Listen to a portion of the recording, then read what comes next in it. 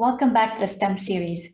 Today we talk about how to start our STEM or STEAM projects within our school communities, particularly how committees are brought together to take STEM, all those subjects from the disciplinary to the interdisciplinary. And previously, on the same playlist, we had set foundations, and there are a couple of videos or presentations which I recommend, particularly the last two. These are mainly related to how to set STEM or STEAM system in your school based on criteria and tiers. And this helps us understand this presentation from that vantage point. So briefly, what we have mentioned before in the previous presentations, we discussed the essential engagement planning, and we mentioned 5 areas: professional development, curricular activities, extracurricular activities, or events, challenges, and partnerships in the leading teaching and learning process. So we were focusing not only on the leaders or teachers or the learners, but also on the leading teaching and the learning, because these are the processes that will instigate the sense of enthusiasm in the school communities, especially regarding females in STEM as well. We also mentioned that to do this process in the right way, the best thing is to have the SMART framework, which is this: being specific, having measurable goals, attainable, relevant, and time-based, because you don't want to waste time and effort within the school community. We know that teachers and learners are already overwhelmed with subjects and assessments and all types of demands. So it's important to keep your goals specific, measurable, attainable, relevant, and time-based. And we explained in the previous presentation how to identify or enhance your school level, and according to the 5 elements and according to 3 tiers. And tier 1 is the average or the developing stage, tier 2 above average emerging stage, and tier 3, which is the well above average or advanced stage. And they specify certain criteria regarding 5 elements. And we also explained how to monitor progress and impact, because here we are combining more than one area of focus. So we are focusing on our core subjects, 21st century themes, on our learning skills, innovation skills, particularly the 4 C's: critical thinking, communication, collaboration, creativity, combining these with life and career skills and information, media, and technology skills. So while we are conducting all those STEM projects in schools, we need mainly the 4 C's in tier 1: critical thinking, creativity, collaboration, communication. In tier 2, we are adding here 5 C's. We're adding the character to the previous 4. In tier 3, we are adding 6 C's, and in tier 4, this is the extended, and this is particularly related to O.R.B.I.T.s approach, my approach for conscious learning and being, and that's a bit more advanced. Today, we are talking about tier 1 in particular. So mainly when we think about STEAM, we are talking about science, technology, engineering, mathematics. When we add the A, we are talking also about art. So these by themselves are subjects, or we also call them disciplines. But in the way I see how STEM should be conducted in schools as systems, should be implemented as systems, we cannot have STEM or STEAM by itself. We need to have non-STEAM and supporting, and we will see supporting STEAM, and we will see what this means. This is how we can have STEAM as disciplinary. It's not just science, technology, engineering, arts, and mathematics. We are bringing forward 2 major group of stakeholders that will support the having STEM implemented in the school as a system.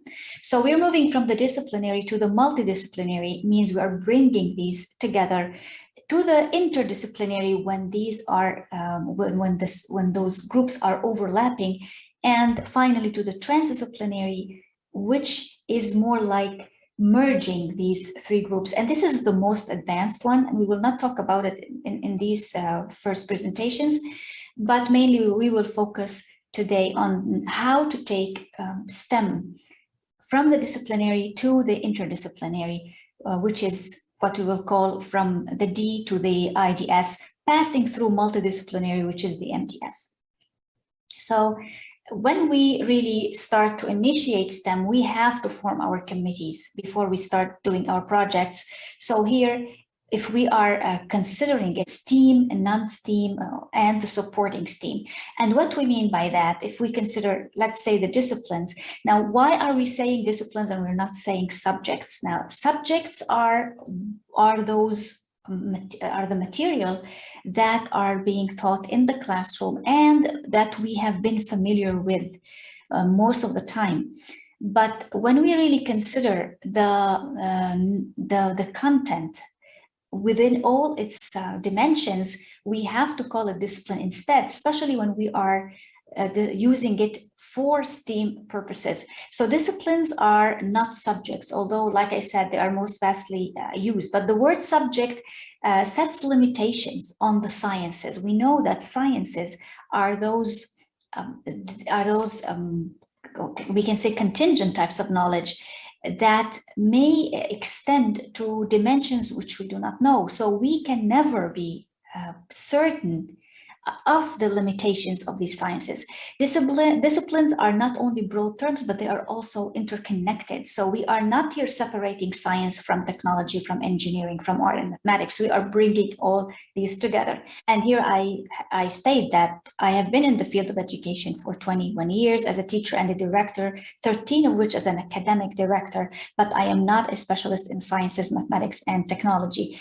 I herein in these presentations give information from what I read and what I really study on my own about the disciplines. Here I only give guidelines from what I read and what I study myself about these disciplines, because I'm personally interested in learning all these types of disciplines. But I have to say that when it comes to specialty, we have to consult experts. That's what I do in certain cases. So here, the members of these committees are naturally, when it comes to science, we are talking about the leaders, head science teachers, and the learners as well. And we have here to pinpoint this. Learners are part of these committees. It's not only the teachers. Technology, the head computing teachers. With engineering here, we mean mainly physics and mathematics teachers, physics and mathematics head teachers, any teachers involved in design, because we know that it's engineering, so it's mainly related to design. In art, we mean the leaders as well, as always, the head art teachers and learners, and mathematics, again, leaders, head mathematics teacher, math teachers, learner. So here we are putting all those members related to the disciplines in one group. The non-STEAM disciplines, they are the non-science, non-technology, non-engineering, non-arts, non-mathematics.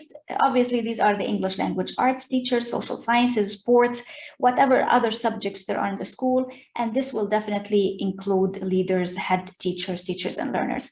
And the supporting STEAM, or supporting science, supporting technology, supporting engineering, supporting arts, supporting mathematics. And these are the non-academic staff. So it's the parent association as well, and the partners as well, the partnerships. So here we are bringing these three committees together the way we see it here. So it's STEAM, non-STEAM, and supporting STEAM. We are taking here these three groups that obviously are separated, and we are bringing them together. And as you can see in the interdisciplinary, the circles are overlapping. So again, the members are the same. What we are doing here is that the disciplines, mainly the discussions that will occur, will have those intertwined, those discussions and the expertise related to these disciplines intertwined.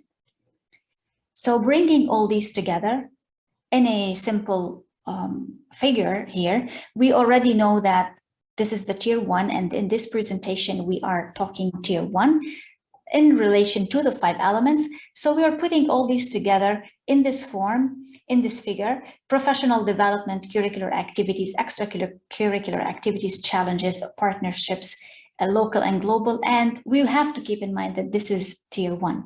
So starting first with the first element, professional development. And professional development, we mean the rigorous PD, level 1, the 4 C's 21st century skills, computational thinking, taking that further, we start to ask ourselves, what training are we providing to these groups? What orientations, what coaching, what mentoring on the academic and the non-academic levels? What alignments to standards? And here it's important to point out some platforms that already provide these alignments.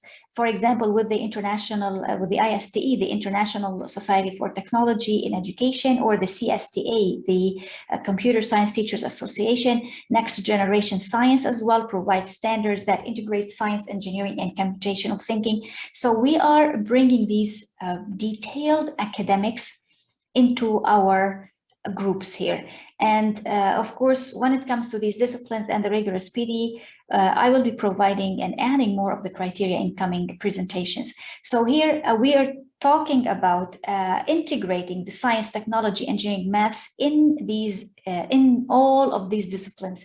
The STEAM, naturally, they are the criteria themselves, but with non-STEAM. And here we mean the English language arts, sports, social studies. So how do we, or where can we allocate science in our English language art classes, or let's say engineering in our social sciences or in our arts, and so on and so forth.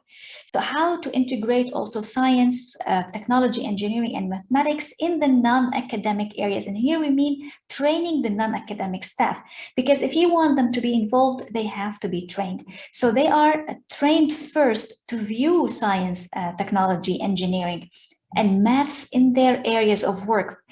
For example, if you consider the floor supervisor, for example, using Excel sheets, online platforms. So how do we relate this to STEM or STEAM? For example, with parent association, when we're inviting the parents or guardians who are interested to share their domains with the school, and through short training, for example, orientation, the school, the parents can decide on what skills can better match or can be shared with the learners.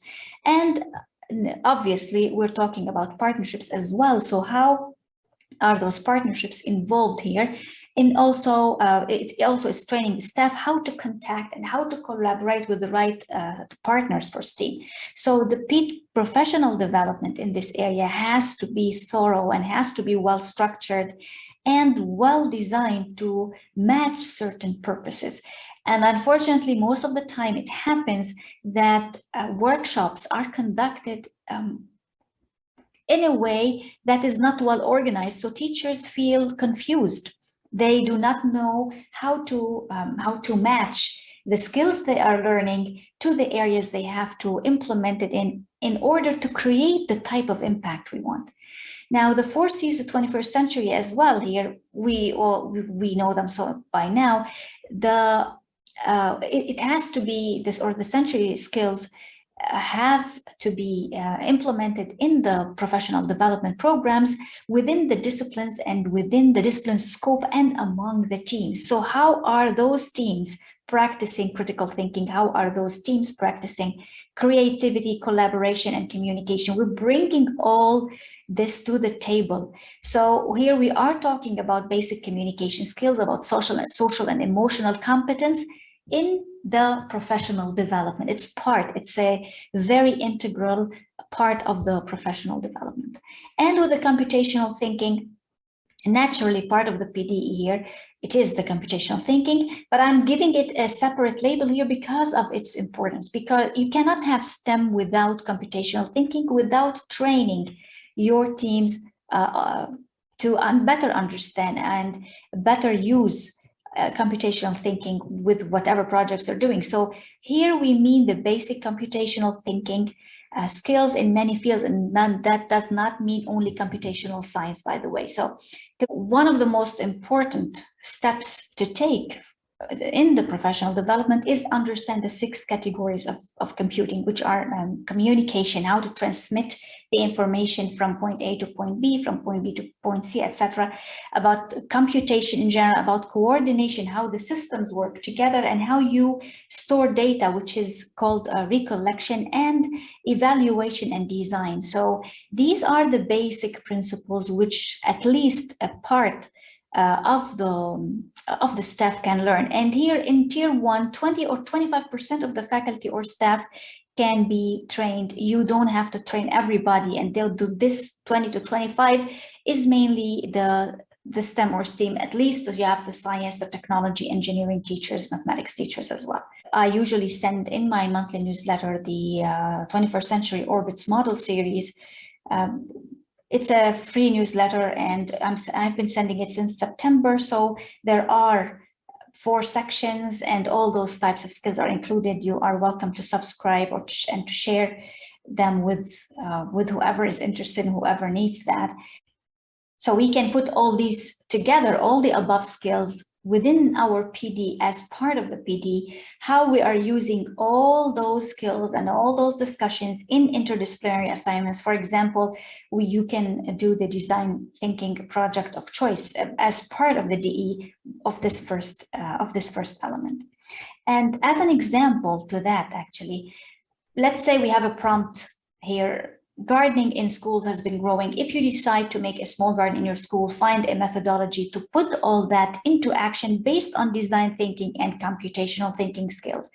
Let's say there is this type of assignment, and as part of the PD, because at this stage it's PD, it's professional development. So the focus here is how the adults and not the learners, how the adults will be conducting this type of thinking, of design thinking. And the main objective here is to train them.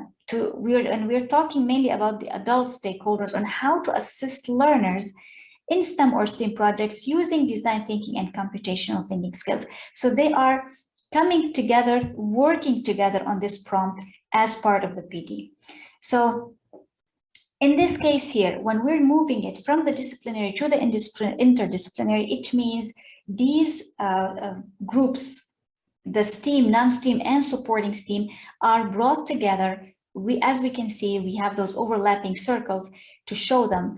And this can be conducted over 6 sessions. And we will focus now on the first 2, actually. For the first session, here we are, like I said, we have the STEM or STEAM, non-STEAM, supporting STEAM committees. They come together and they think about the prompt application possibility. So we mean here, it's not only the science, the technology, the engineering, the mathematics coming together, also the English language, arts, social studies, sports, parents, guardians, supporting staff, such as the supervisor, the canteen staff, any potential outside partners will agree whether this prompt is applicable in their school community and what benefits would it bring. So here, what is actually happening on ground is they are building prior knowledge. They are fostering community discussions and also consensus, because they will have to decide here whether this is applicable. And the second session, all the stakeholders mentioned in the session 1, they were exploring and designing their first draft based on their specializations. In the second session, they are bringing together what they have reached, what the STEM group has reached, what the non-STEM has reached, and what the supporting STEM has reached. So they're bringing all this together and then agreeing on one plan or one design. So that's how it works. And if we want to dissect that, we can take this into as an example. So considering this topic or this prompt, we really need to consider here the system of education, the school, whether it's British, American, German, whatever that system is, and we have to check its standards, because we know that most of the standards are the same, because these are sciences at the end of the day, but there are always slight differences in specification and approaches. So, for example, if we want to consider science, and here we mean biology, chemistry, physics, environmental, and earth science, for example, we are thinking here about plants, about growing plants.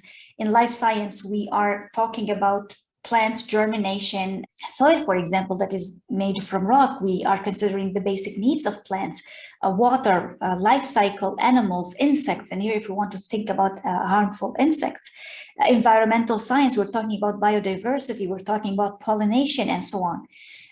In technology here, what the professional development, what these adult stakeholders are being trained to do is data recording. So they are doing plant growth charts, distribution, online coverage as well, when they will be using technology to display and to show and illustrate their project. They will be considering variables. They will be considering, for example, if they want to implement any tool, so for irrigation, for example, if they're not using manual tools, new forms of landscaping like xeriscape, and I mentioned that before in one of the videos about the environment, particularly about groundwater. When it comes to engineering, for example, we're considering here garden design, and here they will start thinking about how their garden will be designed. It can be irregular or innovative, like such as having geometrical shapes here. In Xeriscape, for example, it already has a very distinctive design, other accessories added to the plants. In art here, definitely in this area, we're talking about garden design again, but we're also thinking about labels, about colors, about those colorful presentations, those decorations, using, for example, reusable material as accessories and so on.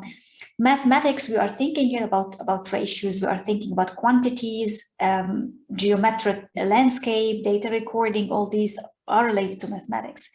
The non-STEM or STEAM, the non-science, non-technology, engineering, arts, or mathematics, we are mainly, for example, thinking about English language arts, journals, coverage by learners for the school newsletter, for example, discussing human impact in social sciences, conducting researches, and so on. And the supporting STEAM, supporting science, technology, engineering, mathematics, parents, guardians who already work in the same field, they can share their experiences. Gardening companies, for example, when we're talking about partnerships, farmers, etc. And throughout all of these, the training is mainly about experiential learning. It's also about data, recording, evidence, based researches. It's also important to note that this is community encompassing. The community members are coming together, and definitely engineering and technology alignment here as well. So, for example, this is how session 1 or session 2 will take place. We're moving to session 3, and here all the stakeholders, they are bringing their plans and designs to finalize them. So they're presenting their ideas, their insights and suggestions that they have come out from session 2 to the 4th session, when they are putting that design in action as the prototype, and this is part of the design thinking as well. So they are putting those prototypes in action. There can be some interesting and exciting workshops at this stage. The 5th session is the first evaluation process, or the testing. You're testing your prototype to see if it works or not. And by testing, we mean we want to make sure that whether there are certain needs to be considered, whether there are certain modifications, doing all the tests until you reach this final design. And the 6th test session, you have reached this final design, you are presenting your solution as a multidisciplinary solution and an interdisciplinary solution. So we have extended that to comprise all the disciplines and all the stakeholders in the school. So here, the concept itself, the operational efficiency as well, the artistic design, sustainability, and all the objectives are achieved. And this is how you reach the final stage. So moving to the curricular activities, of course, your cognitive rigor level 1, and we mean here integration, not combination of disciplines. And I mentioned and explained that thoroughly in previous presentations. Again, we are moving from the disciplinary to the interdisciplinary.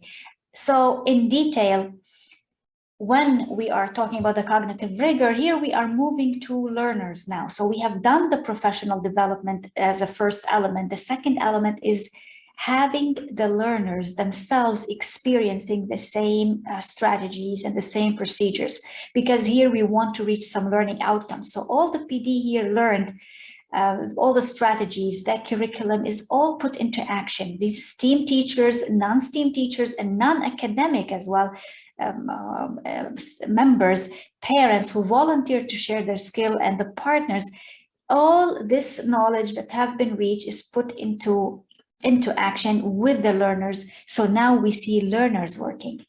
And for example, on that same prompt about gardening in schools, here it's the learners. So now that the adults are well trained, the same project can be assigned to the learners, applying the same skills. And of course, projects are endless, needless to say. So there are all sorts of projects that you can think about. But here we will see learners well absorbing all those skills from a well-trained staff. So moving to,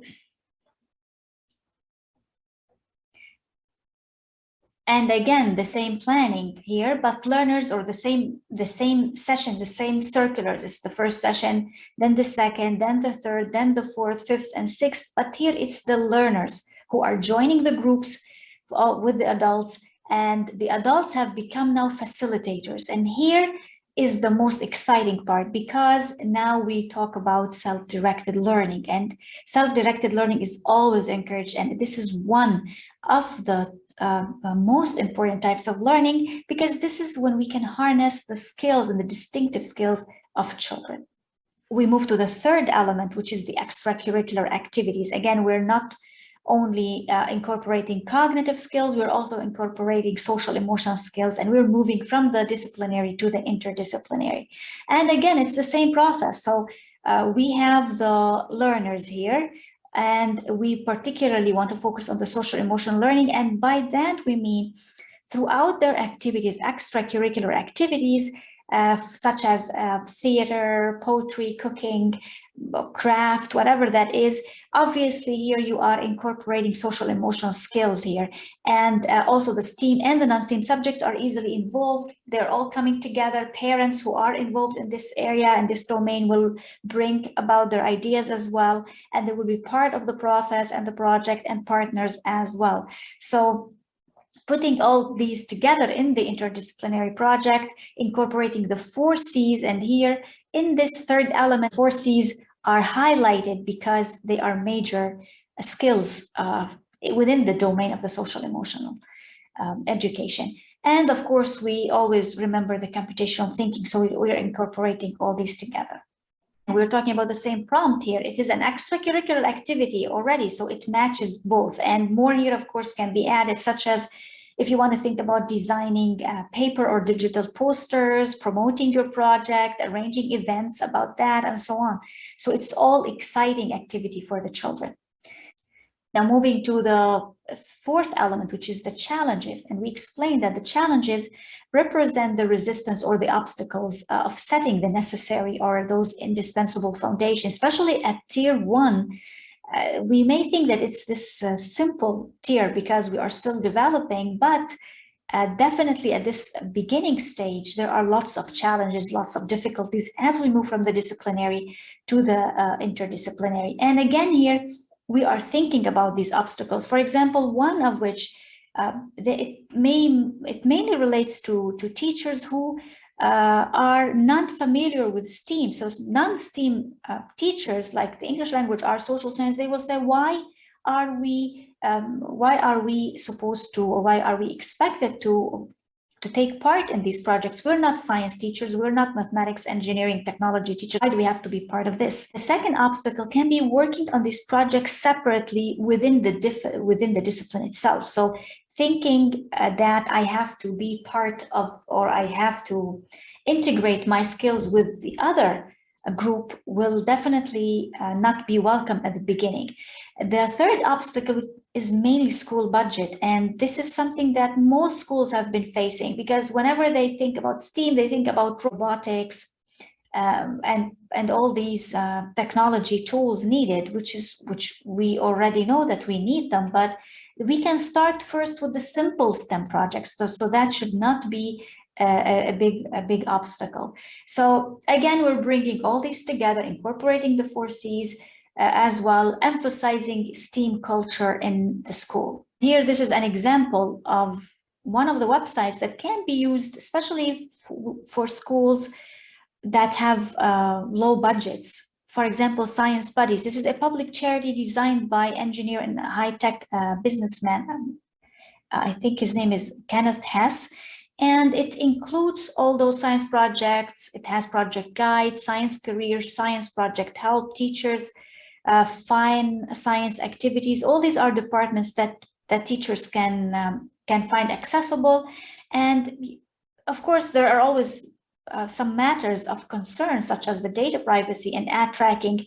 These types of matters need to be considered, but at least if you check the website, you can see some nice divisions and some nice STEM activities. You can even make or craft your own robots. And these are helpful for schools that are on a low budget, so that school budget does not become an excuse, at least temporarily. So coming to the fifth and last element, which is partnerships, local and global here. What we mean by that is how schools approach these partnerships. It is from this perspective, it's important to know what partners can be of help and what cannot be of help. So here there is the fifth element. It means how these schools and leaders are selecting the partners that can add to the effective implementation of STEM in the schools. And there are also some partnerships that are offered to the school so that the school can accept these offers instead of rejecting them or neglecting them. And with the right partnership selected, then all those factors will be brought together to fully establish STEM or STEAM culture in the school. Now, we mentioned that partners or partnerships are already part of the elements of the what we mean by the non-supporting. It is already part of the non-supporting STEAM, but we have to mention here, why is this a core element in our planning? It's because how schools approach those partners. It's from this perspective. How do you select the right partnership for your school? And when this is done, then the school is fully establishing STEAM culture among its stakeholders. In the next presentation, we will be talking about Tier 2, which is the above average or the emerging stage for all the 5 elements. And until next time, thank you for being here.